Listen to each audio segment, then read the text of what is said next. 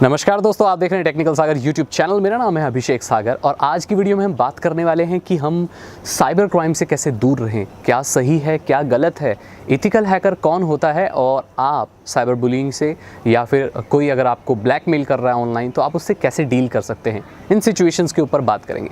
सबसे पहले आपने देखा होगा मेरे चैनल पर बहुत ज़्यादा हेट आ रही है क्योंकि मेरे फॉलोअर्स को लगता है कि मैं एक असली एथिकल हैकर, मैं एथिकल हैकर हूँ ही नहीं।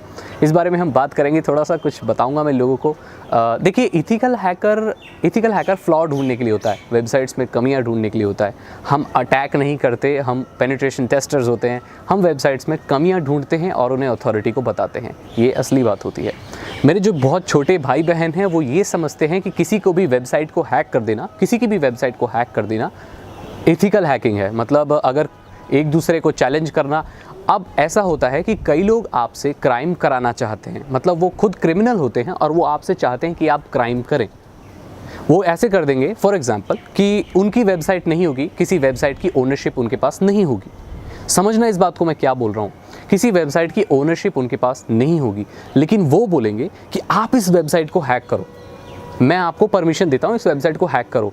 तो आपका ये, अब मैंने ये बोला था कि रिटन परमिशन लेके आप हैकिंग स्किल्स अपनी ट्राई कर सकते हैं।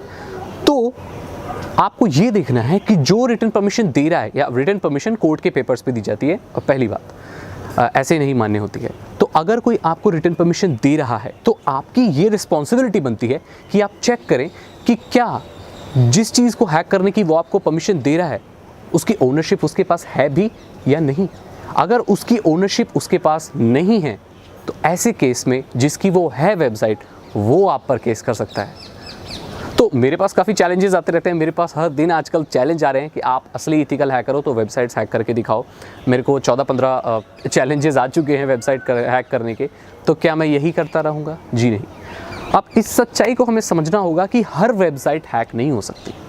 अगर हर वेबसाइट हैक हो रही होती तो क्या इस दुनिया में फेसबुक होता?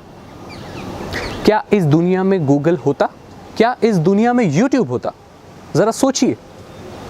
ये सिर्फ गुमराह कर देने वाली बात है कि एक एथिकल हैकर कोई भी वेबसाइट हैक कर सकता है। बहुत बड़े बड़े दुश्मन होते हैं, बहुत बड़ी बड़ी दुश्मनियां होती हैं। ऐसे तो दुनिया की सारी वेबसाइट डिलीट हो जानी चाहिए।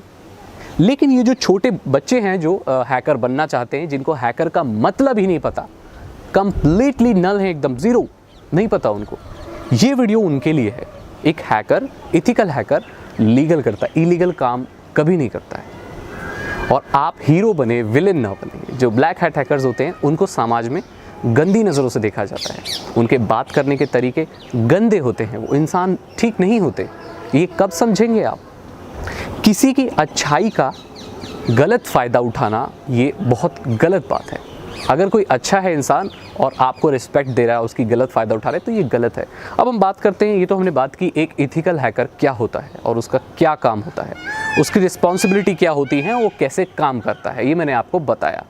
शायद बहुत लोग नहीं बताते इस बारे में, लेकिन मुझे बताना पड़ा क्योंकि बहुत हेट फैल रही है चैनल पे। मुझे इस हेट से कोई फ़र्क नहीं पड़ता, क्योंकि जब मेरे 50 सब्सक्राइबर थे तो भी मैं ऐसे ही बोला करता था। मेरा एक भी सब्सक्राइबर आज नहीं रहेगा या 3-5 कुछ भी रहेंगे, मैं तो भी बोलूँगा। ये मैं इसीलिए नहीं करता कि मैं कुछ हासिल कर लेना चाहता हूँ, कुछ ऐसा कर, नहीं। ये मेरा शौक़ है, मैं सिखाना चाहता हूँ। मैं चाहूँ तो अपने घर में या अपने आसपास कोई ऑफिस लेके वहाँ पर मैं बच्चों को सिखा सकता हूँ। यूट्यूब पर सिखाता हूँ क्योंकि ज़्यादा रीच हो सकती है, कुछ कर सकता हूँ अपनी सोसाइटी के लिए मैं, राइट। क्या इससे फ़र्क पड़ता है कि मैं एक एथिकल हैकर नहीं हूँ? अगर आप मानकर भी चलें, फॉर एग्जांपल, मैं आपको इतनी छूट देता हूँ कि आप ये मान कर चलें कि मैं एक एथिकल हैकर नहीं हूँ, उसको साइड रख दो और ज़रा ये देखो कि मैं क्या कर रहा हूँ। क्या मेरी वीडियो बनाने से आपको इतनी सी भी नॉलेज मिल रही है? क्या मेरी 3 या 4 मिनट की वीडियो देखने के बाद आपका थोड़ा भी फ़ायदा हो रहा है? अरे तो ठीक है ना भाई, और क्या करना है आपको? मेरे एथिकल हैकर होने से ना होने से आपको कोई फ़र्क पड़ने वाला है? नहीं। क्या ये दुनिया चलना बंद हो जाएगी? नहीं। 2 दिन बाद सब भूल जाएंगे, सब अपने रास्ते, आप अपने करियर पर ध्यान देंगे, मैं अपने काम पर ध्यान दूंगा, हम किसी को याद नहीं रखने वाले। तो जब हमें रहना है, कुछ थोड़ा बहुत सीखना है, तो क्यों ना प्रेम प्यार से सीखा जाए। ये लड़ाई झगड़े में क्या रखा है? तो ये मैंने आपको बता दिया कि एथिकल हैकर कौन होता है, मैं कौन हूँ। बहुत लोग क्लेम करते हैं कि आप ये फेक हैं, वो फेक हैं। क्या मैं सबको सफाई देना चाहता हूँ? क्या सबका सफाई मैं देने जाऊँगा? नहीं, मेरे पास इतना टाइम नहीं है। मैंने आपको बता दिया, अगर आपको विश्वास है तो आप रहिए मेरे चैनल पर, अगर आपको विश्वास नहीं है मेरे ऊपर तो मैं आपसे कहता हूँ आज, अगर आपको मेरे पर विश्वास नहीं तो आप मेरे चैनल को छोड़ के जा सकते हैं। मेरे को ज़्यादा फ़र्क नहीं पड़ेगा, क्योंकि मुझे ऐसे लोगों की ज़रूरत नहीं है जो इलीगल काम को बढ़ावा देते हों, जिन्हें हैकिंग का मतलब इतना समझाने के बाद, 600 वीडियो बनाने के बाद भी नहीं पता चला कि इंसान कैसा है। तो मुझे नहीं लगता कि 6000 वीडियो बनाने के बाद भी आपको पता चलेगा कि मैं कैसा हूँ। साइबर बुलिंग को कैसे आप टैकल करेंगे, इस बारे में हम बात करते हैं। कई बार क्या होता है, लड़कियों के साथ ब्लैकमेलिंग होती है कि पहले वो उनको फुसला लेते हैं। गर्लफ्रेंड बॉयफ्रेंड का केस आप जानते हैं आजकल बहुत फैल रहा है। इंटरनेट पर लड़के काफ़ी रिलेशनशिप में रहते हैं, डिस्टेंस रिलेशनशिप बोलते हैं जिसे। ये बुरी चीज़ नहीं है, खैर ये अच्छी चीज़ है। ये पहले भी हुआ करता था, चिट्ठी से भेजा करते थे। एक राज्य में दूसरी लड़की रहा करती थी, वहाँ का राजकुमार कहीं दूसरे राज्य का हुआ करता था, चिट्ठियाँ लिखा करते थे, संदेश भाग जाते थे। लॉन्ग डिस्टेंस रिलेशनशिप ख़राब नहीं है, लेकिन इस रिलेशनशिप के ज़रिए कई बार जो लड़का होता है वो सिर्फ एक ब्लैकमेलर होता है, क्योंकि इंटरनेट पर दूसरी जगह कौन है आप ये नहीं जानते। आप ये नहीं जानते कि दूसरी जगह आपसे कौन बात कर रहा है। इंटरनेट पर पहचान बहुत आसानी से छुपाई जा सकती है, कोई भी फ़ोटो लगाया जा सकता है, अपने बारे में कोई भी बायो लिखा जा सकता है। तो इन सब चीज़ों से आप थोड़ा ध्यान रहे। दोस्त और रिलेशनशिप उन्हीं लोगों से बनाएं जिन्हें आप पर्सनली कभी मिल चुके हैं या जिन्हें आप कभी जानते हैं। मैं इतना कहूँगा, ये नहीं कहता कि मत बनाओ, लेकिन जिस इंसान से आप बात कर रहे हो कम से कम ये तो इंश्योर कर लो कि जिस इंसान से बात करो वो वही है और कोई नहीं है। इन केस अब आपने ऐसा कर लिया, आप किसी के साथ रिलेशनशिप में आ गए, आपकी कोई प्राइवेट डिटेल्स, आपकी कोई प्राइवेट फ़ोटोज़ किसी के हाथ गए और वो अब आपको ब्लैकमेल कर रहा है, या इंटरनेट पर आपको कोई गलत चीज़ करने के लिए उकसा रहा है, या तो अकेले या तो पब्लिक की मदद से। देखो, एक नॉर्मल इंसान होगा वो अकेले आपको बोलेगा कि मेरा ये काम कर, ये कर, इतने पैसे दे, नहीं तो मैं तेरे फ़ोटो, नहीं तो मैं तेरी ये पर्सनल डिटेल, नहीं तो ये तेरे बारे में जो सीक्रेट है मैं रिवील कर दूंगा। इसे ब्लैकमेलिंग कहते हैं। इसको आप अपने साइबर सेल में रिपोर्ट कर सकते हैं। हर स्टेट के साइबर सेल का एक ईमेल आईडी होता है, आप गूगल पर सर्च कर लीजिए। और ज़रूरी नहीं है कि आप पुलिस स्टेशन में ही रिपोर्ट करें, आप साइबर सेल को ऑनलाइन भी आजकल रिपोर्ट कर सकते हैं। इवन आप एफआईआर तक, काफ़ी स्टेट्स में एफआईआर तक ऑनलाइन कर सकते हैं लॉन्च, और उसके बाद पुलिस उसके ऊपर स्ट्रिक्ट एक्शन लेगी। बिल्कुल भी चुप ना बैठें, आपकी रेपुटेशन का सवाल है और आपको पूरा हक है कि आप अपनी रेपुटेशन को संभालें और जो गलत काम करता है उसको सज़ा दिलवाएं। इसकी सज़ा 3 साल से लेकर और ज़्यादा भी हो सकती है, 5 लाख रुपए का जुर्माना, 3 साल से ज़्यादा की सज़ा भी हो सकती है। और आजकल एक नया चलन चला है रोस्टिंग का। आप किसी की वीडियो को लेते हैं, आप उस पर मजाक उड़ाते हैं और हंसते हैं सब लोग। रोस्टिंग अच्छी चीज़ है, ख़राब नहीं है। ये जो चीज़ आई है ये विदेश से आई है, ये हमारे भारत की नहीं है। मैं आपको बता दूँ, रोस्टिंग हमारे भारत का जो कंसेप्ट नहीं है, ये विदेश से आया। किसी की बेइज्जती करना और उस पर हंसना ये विदेश से आया, हमारी भारतीय संस्कृति नहीं है। इसके खिलाफ आप क्या कर सकते हैं? देखिए, रोस्टिंग नॉर्मली मजाक उड़ाना, हंसना थोड़ा बहुत ठीक है, दोस्तों में चलता है, लेकिन जब कोई पर्सनल हो जाए आपकी रोस्टिंग को लेकर, आपके डिसेबिलिटी का, आपके पेरेंट्स का, इन सब का अगर कोई मजाक उड़ाए तो आप पुलिस में कंप्लेन कर सकते हैं और उसके खिलाफ भी एक्शन लिया जाएगा, क्योंकि ये लिमिट से ज़्यादा हो गया और ये साइबर बुलिंग के अंदर इसका केस आता है। और ख़ास तौर पर जो रोस्टिंग होती है उसमें गालियों का इस्तेमाल किया जाता है। मुझे आज तक कभी अपने माँ और बहन की गाली देते हुए सुना है? नहीं सुना होगा। और जो अच्छे घर से आते हैं लोग, उनके मुँह से आप कभी सुनेंगे भी नहीं।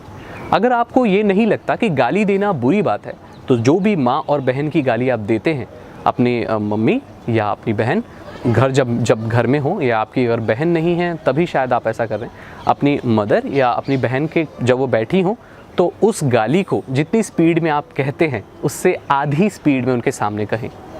अगर वो हंसते हैं और खुश होते हैं तो इसका मतलब, आपके जो पेरेंट्स खुश होते हैं तो इसका मतलब ये होता है कि आप सही काम कर रहे हैं, राइट। लेकिन अगर वो खुश नहीं होते हैं तो वो गलत काम कर रहे हैं। क्या आपके मम्मी पापा आपको पढ़ा रहे हैं ये सिखाने के लिए? क्या आपके मम्मी पापा ने आपकी पढ़ाई पर खर्चा किया, वो आपको एक अच्छा इंसान बनाना चाहते हैं इसके लिए? सिर्फ इसीलिए कि आप किसी को माँ और बहन की गाली दे सकें?